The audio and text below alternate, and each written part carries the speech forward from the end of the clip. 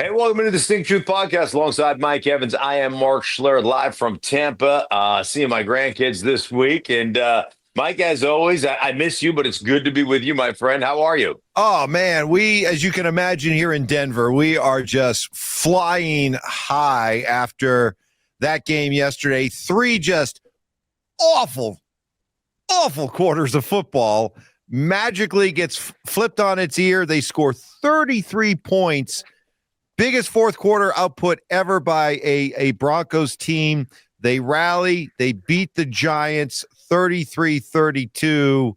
You had a chance to watch this game after you were done with your Panther-Jet game. What stands out to you?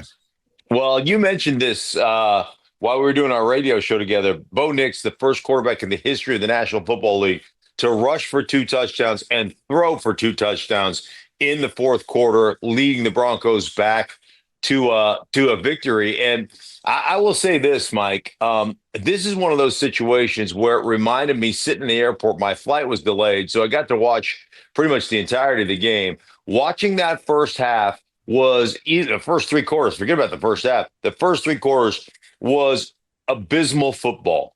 It reminded me of when Tim Tebow played for the Denver Broncos. It was like there were times when Tim Tebow would throw the ball, and I think to myself watching him at that point in time, are you sure you're left-handed? Like, I'm not, like, it is so bad. Like, you cannot be that bad throwing a football. And it was so bad with this Broncos offense. Not that Bo Nix was so terrible throwing the football, but the whole thing, the whole operation looked like absolute garbage. And to be able to come back in that fourth quarter, put that thing together and play that style of football, and to be able to come back from, at the time, 19-0 through 3 quarters and win that football game, absolutely remarkable. I mean, it was remarkable. Now, but the bigger picture for the Broncos, they did this a couple of weeks ago against the Eagles on the road. Again, 3 bad quarters, and they were able to come out in the fourth. So I guess give them credit for this. They do have the potential to show off the clutch gene in the fourth quarter. But let's be honest. You brought up Tebow mania. Yeah. What I remember most about that year was, yes, it was exciting. It was wild, but it wasn't sustainable. You can't play that way every week, year after year, and think that that's a winning formula. So, yeah, they get the win, but, you know, how deeply rooted are some of these issues that they have to fix if they want to be considered a serious contender? Yeah, I think it's big. I think they have to really look at themselves kind of critically. And I think one of the things that you get into, if you're Sean Payton, you're an offensive kind of guru, genius, whatever you want to call him. And we have talked about, Sean has talked about Bo Nix being that, next elite quarterback and all these different things. And you and I have talked about kind of the Drew Brees 2.0. And can we get, Bo Nix to that level?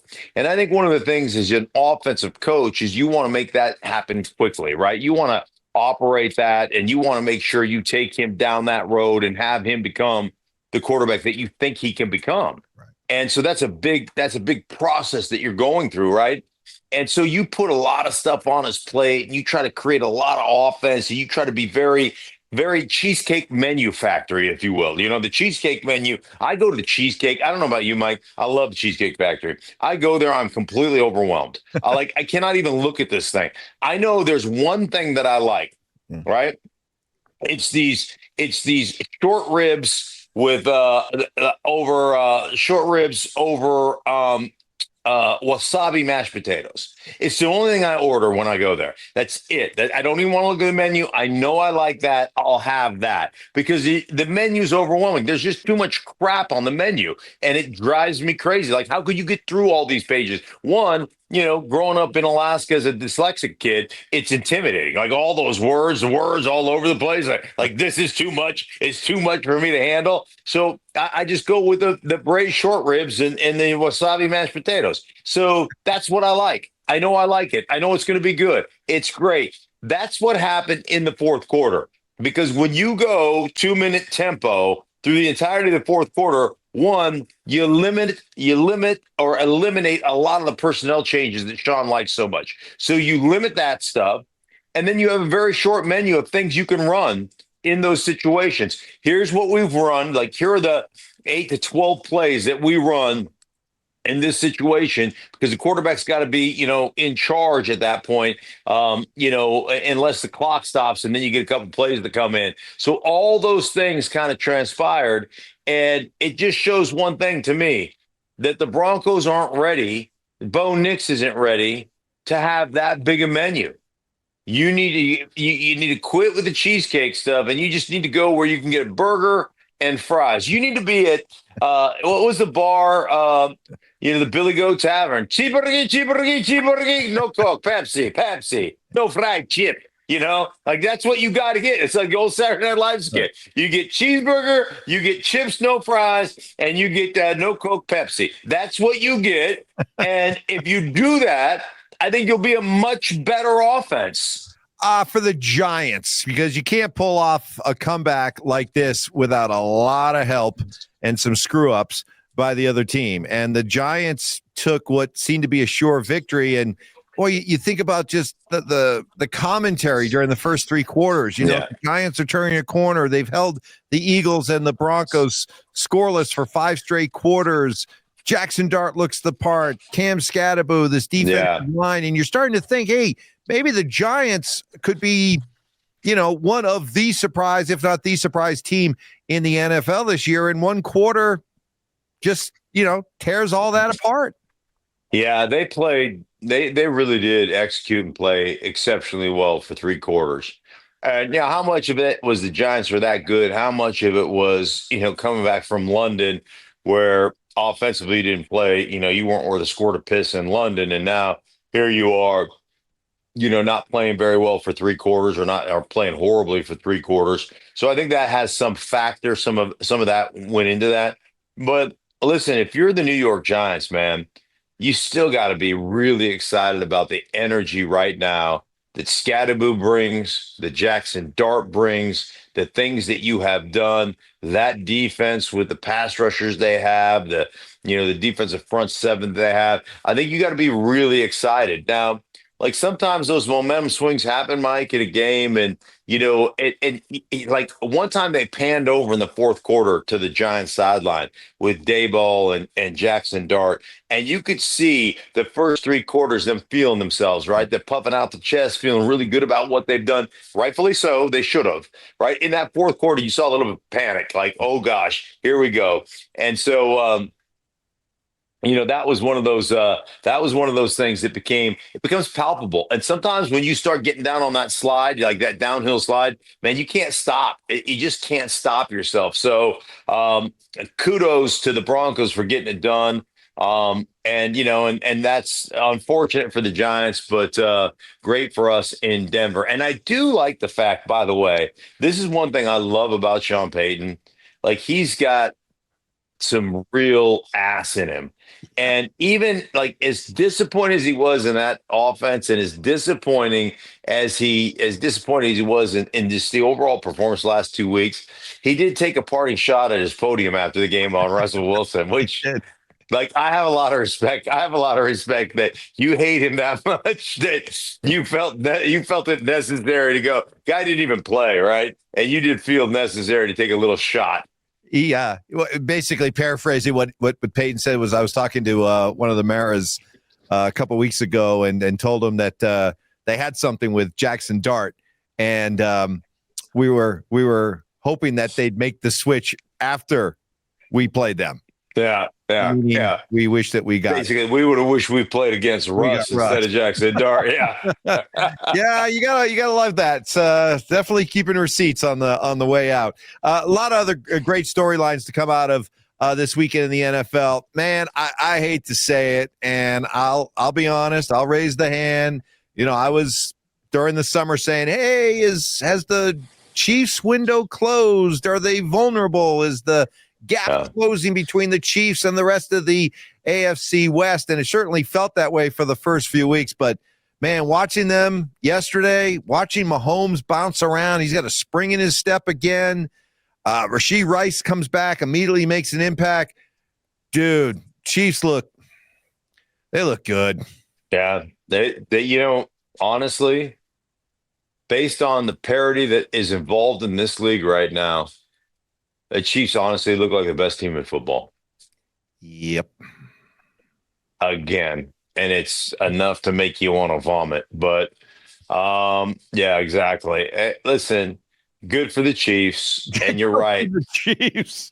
You're right. Like, I could Yeah, just I was really feeling bad yeah. for them. I can't wait to get a text from Nick Wright, over at FS1, just feeling himself, right? He Mhm. just, he'll just be on the Mahomes Mountain Parade and all that kind of stuff. And, one of the big reasons we hate the Chiefs because of Nick and people like Nick, but they do. They look damn good, and they were awesome yesterday, man. 31-0 over the Raiders. And listen, you got a situation where if they find that offensive rhythm and balance, and they can take that pressure, the complementary nature of football, take that pressure off the defense, how good can the Chiefs be?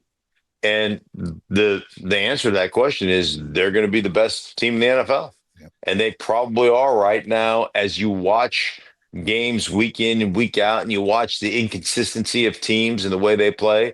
I think the Kansas City Chiefs right now, if I had a power rankings and I was responsible to put a power rankings out, which I am not, but if I was, I think the Chiefs would find my number one spot. And that's hurtful.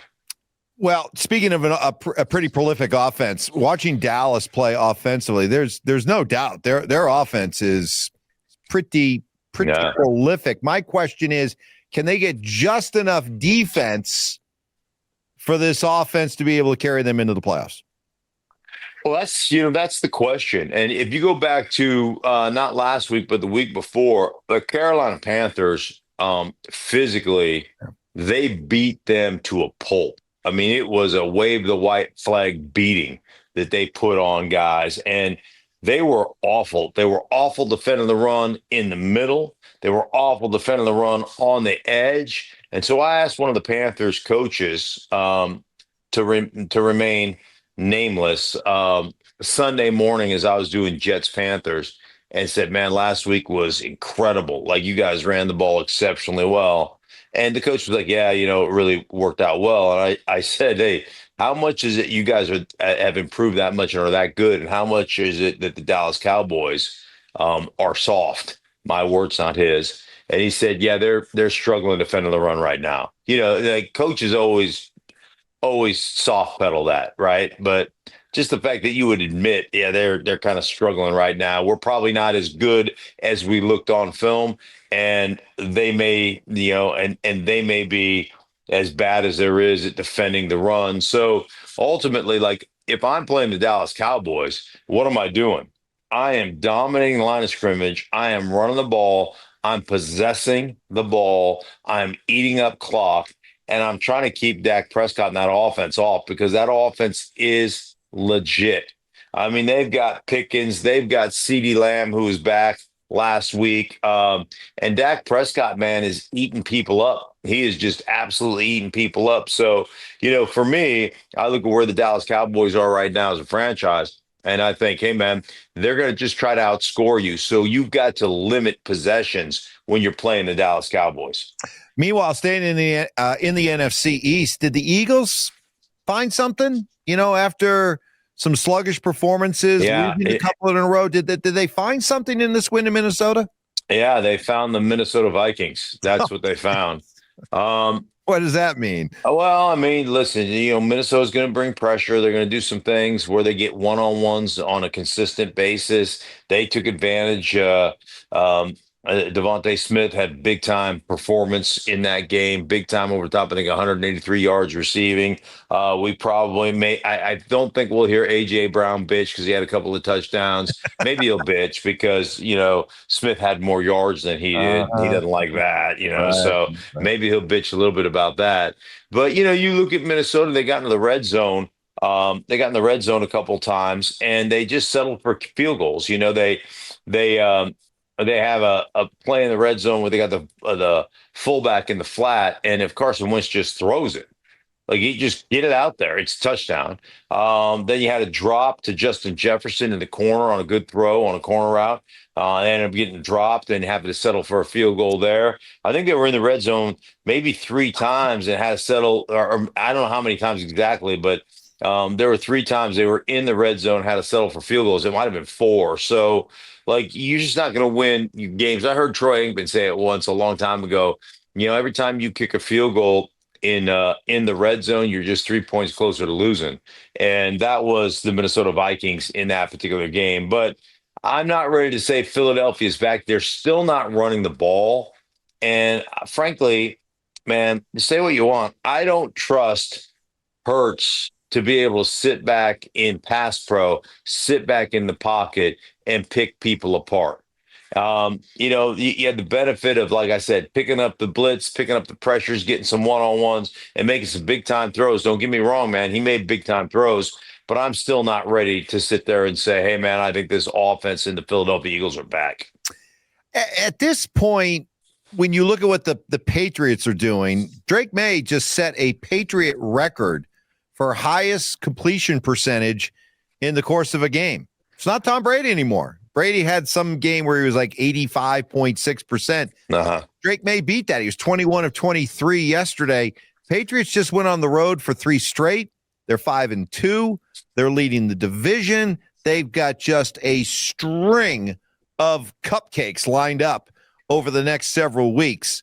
Where is your bar set for the Patriots right now? And how much has it changed from the beginning of the season to now? I had them fighting for the playoffs at the beginning of the year. I had them.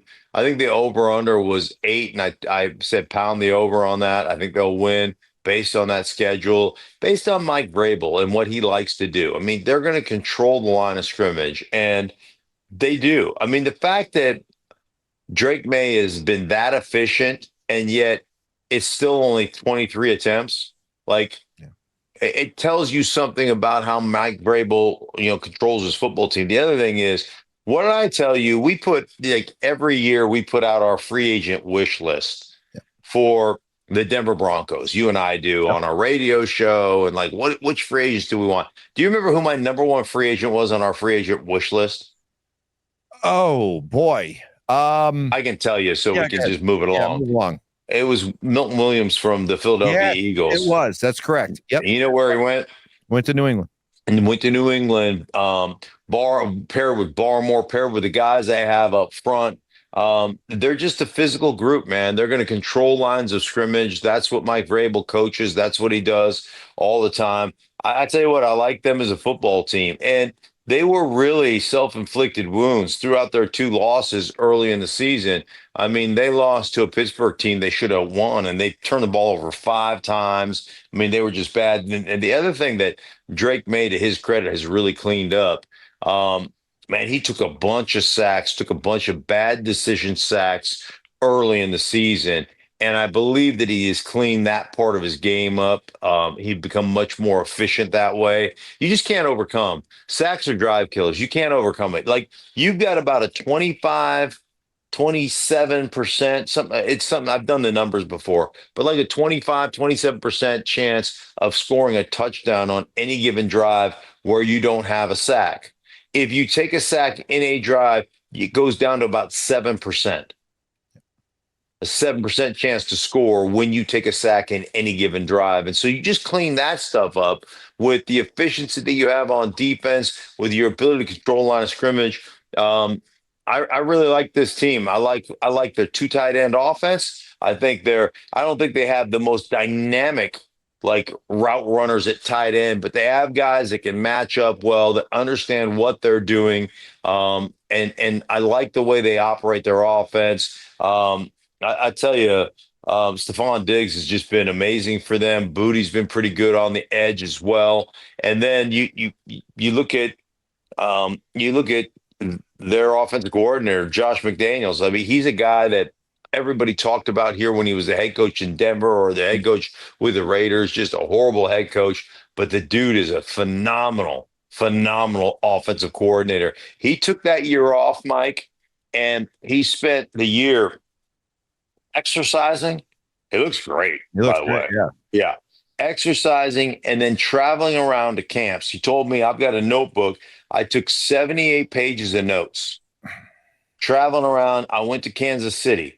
I went to Houston. I went to there was one more NFL team that he went to, and then he said, and then I went to Ohio State. I went to a couple different places just to see what the operation looks like, what they're talking about, how their practice schedules are created, what they do as an offense. The guy is sharp, and I'm telling you, that guy knows how to develop a quarterback. Yep. And you go back through his career, man, whether it was, his work with Tom Brady, his work with Mac Jones, who was really good, went to a Pro Bowl his rookie year. Now his work with Drake May, it's he's pretty incredible. Well, the Patriots are certainly set up to not only stake their claim maybe to win the AFC East, but who knows where they could even play and finish in the upper hierarchy of the AFC. Their schedule coming up. They got the Browns at home. They got the Falcons at home. They go to Tampa, but then they have the Jets at home, and then they go to the Bengals, and then they got the Giants at home. So Yeah. a lot of losing teams there, and a chance for them to certainly pad that win-loss record. Bouncing around some more games. Let's get to as many games as we can. How about the performance of the 49ers last night? This was a game where the odds makers really kind of had a pick of the game, maybe even Atlanta as a favorite, as an acknowledgement of all the injuries that San Francisco's going through. But, man, you mentioned Mac Jones. The guy has been an absolute lifesaver for the San Francisco 49ers. When we saw the Broncos here in 2015 win a Super Bowl, when Peyton Manning was not at his best, and Brock Osweiler came in and really kept that ship steady and allowed them to be in a position to go out and win the Super Bowl. I can't help but get some of the same vibes here with what I'm watching with Mac Jones in San Francisco. What would Mac Jones' career look like had that been the guy that the 49ers took right off the bat? Like, where would he be? Yeah, where would he be right now? The rumors were that some in the organization like Trey Lance, others in the organization like Mac Jones. And I don't know who liked who. I don't know. I don't really know the inside information. I have heard that Kyle Shanahan liked Mac Jones. And anyhow, I just wonder what his career could have been like had he been the guy that they ended up taking as opposed to, Trey Lance. And where would, you think about the 6 degrees of separation or just how things operate, where would Brock Purdy be right now? Right. Like, I mean, it just is really interesting how things go. But I tell you what, it does show you the importance regardless. We'll never know, right? Because we can't go back in time. But it does show you the importance of having a competent backup quarterback who can operate a system that is identical to the one you run, or operate the system that you run, as opposed to, hey, we've got this really good backup quarterback, but all he can do is run, so we have to change our offense. Or, hey, our starting quarterback is a drop back guy, but our backup quarterback is a run around quarterback. So we have to change what we do on offense. Hey, all you other 10 guys on offense, you're going to have to learn a new system when the backup comes in. And so it always blows me away how flippant we are when it comes to, hey, do we really need a guy that can really operate a backup spot? I mean, look at the Indianapolis Colts right now. They're probably, behind Kansas City, maybe the next best team in the AFC. Yep. And they went out and got Daniel Jones as the potential backup, but obviously he, cream rise to the top, came right to the top of that thing and took over that starting quarterback job. But just amazing. It's just amazing, like how important that position is, and we really don't pay that much attention to it. Well, great stuff from the NFL weekend, and hope you enjoyed it. But for those of you who are a Carolina Panther or New York Jet fan, look for our leftover podcast where Mark talks about the game that he called. And maybe these Panthers starting to figure some stuff out.